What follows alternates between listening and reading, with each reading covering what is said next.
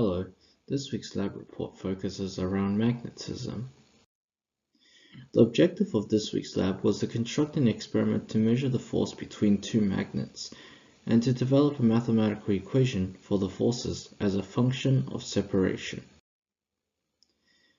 The experiment was pretty simplistic. We used a standing clamp along with a tube and the magnets at repelling force is at the very end.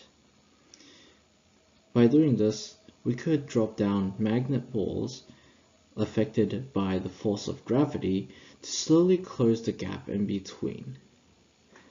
We could measure the distance by using a ruler, and force would be simply measured by F equals mg, with mass being inconsistent and always changing with each spherical mass we added to the experiment.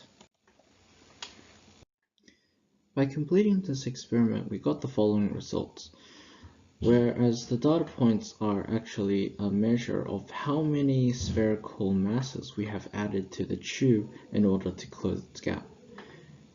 And as with each spherical mass that we drop down, the difference between the separation gradually lowers to a point where it stands still. This is a point where human errors come in and we can't possibly measure to the nearest millimeter.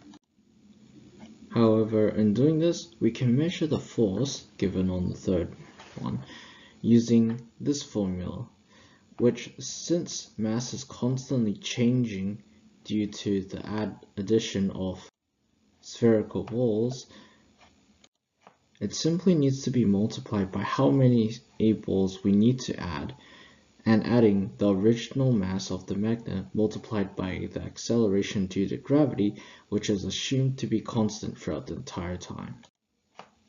And then using the data from the previous slide, we are able to construct a graph like this. This follows closely to an exponential as shown in our graphing program known as Excel.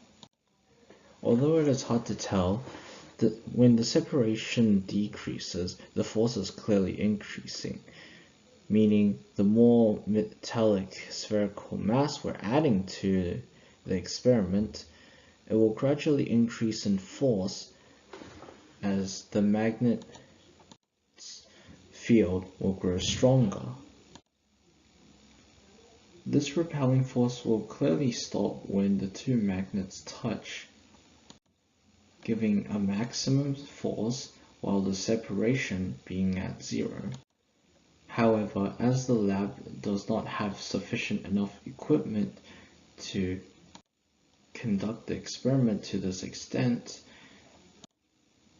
the amount of spherical masses added was around 25.